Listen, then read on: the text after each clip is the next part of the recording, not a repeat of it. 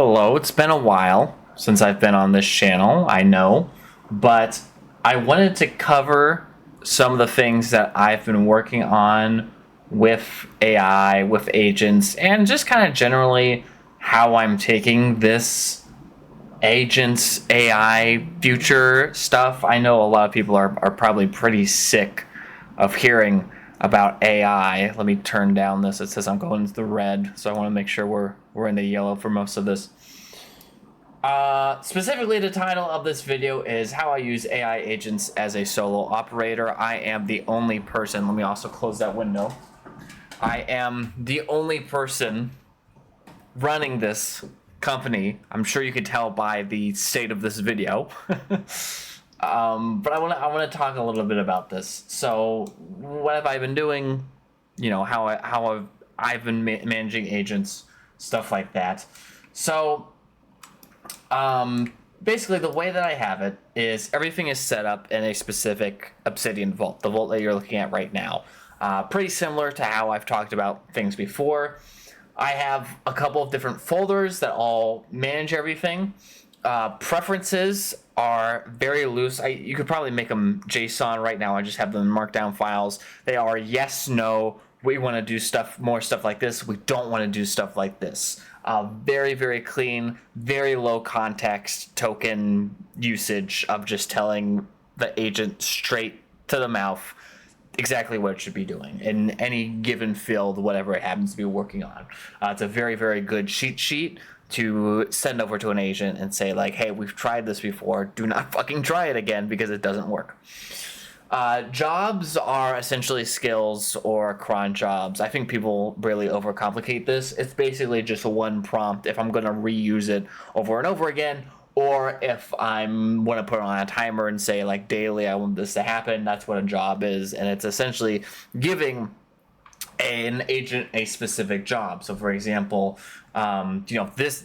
Let me start by saying this canvas was made by an agent. I had a topic. I think even the topic, how I use AI agents as a solo operator, was determined by a different agent, a strategist agent, as they're called.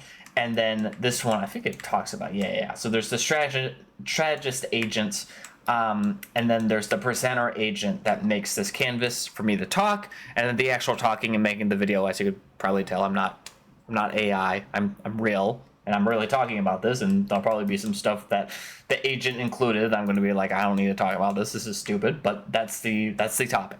So how do we decide though? What is an important job? How is it deciding that, like, hey, Jacob wants to make a video about how I use AI agents as a solo operator. This is important to him, and this will take him to his goals. That's kind of the major focus of this. We already talked about preferences. I also have a system, it just says JBR Holdings here, but really what it is it's a historical record of everything that's happened in the past. So all my old videos, all my old content. Research is also really important. That's going to be stuff like Readwise highlights or any sort of highlights of, like, hey, this is something that I find interesting. It's a really good signal to the agent, even though it's amorphous. It's like, okay, well, these are the patterns that you catch here are the things that I am working towards, that we want to have as a North Star goal state. And it's able to use things like preferences and research, and I'm able to steer it based on that. Like, for example, if it gives me a cringe topic that I'm not going to make a video on, I'm going to add that to preferences no and say I don't want to do something like this in the future. And so that's what creates the North Star, and then from there we just gather more and more data. We clean up that data, we label that data, we say this is something we want to do more of in the future, this is not something that we want to do more of in the future, and it kind of creates this branching path that takes us closer and closer to the North Star. Where this becomes interesting, I think I'm going to not cover most of this. It is interesting. So everything I read about this is true, and it's something that we work on. It's interesting, but that's not really something I want to focus on for this sake of this video. The interesting sort of what would you call it? The thing you have to balance through all of this is you want to give the agent enough leeway to be like, this is the right answer, because I don't know, like, what's the most successful way to make a business? Otherwise, I'd be a millionaire by this point. I don't know the answer to that. Now, an agent can read all the resources. It has its, of course, original knowledge base, and then it has anything in web search, and then it can also read between the lines of the patterns in our personal Obsidian Note research. And it can get a better idea of where we should be going, even if I personally don't know. But I also want it to know, like, hey, these are the things I care about, right? So it's like a balance of, I want it to be free enough where it's looking elsewhere, and it's not just saying like, oh, okay, we've made 20 videos about AI agents, I guess we should make another video about AI agents. Well, that might not necessarily be the method to get us to where we want to go, right? That might not be the way that we want to do this.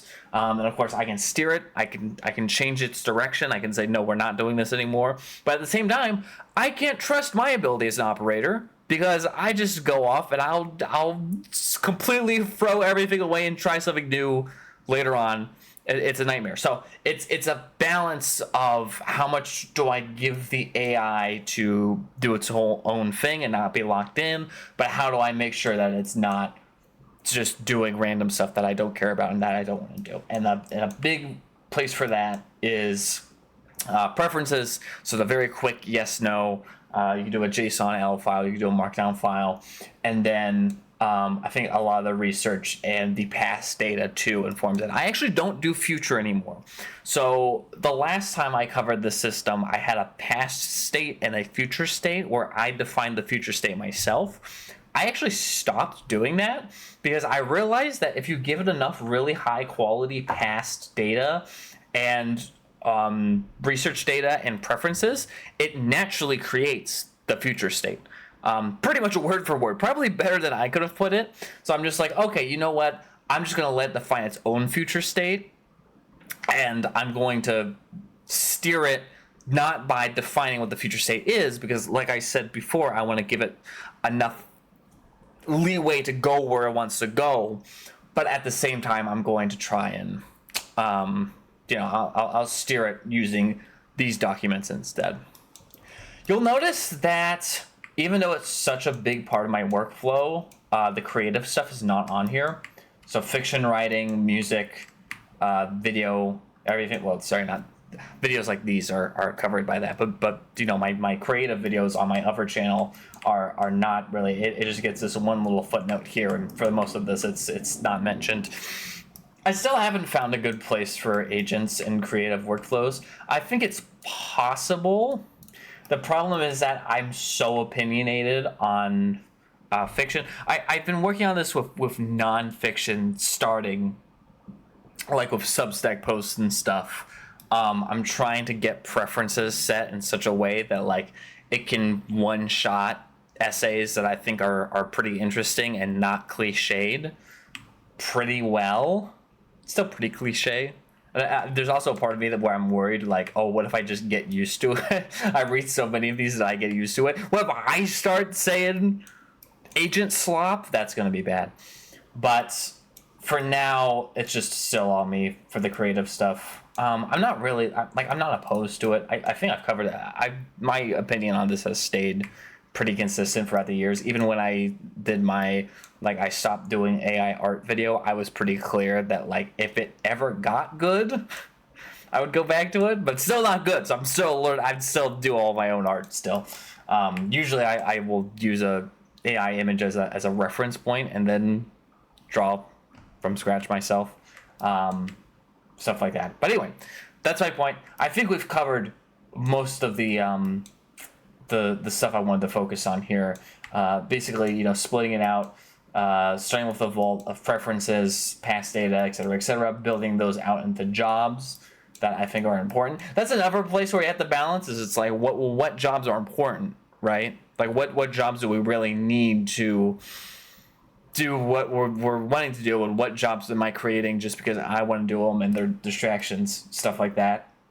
And then, building the flywheel of future to past state.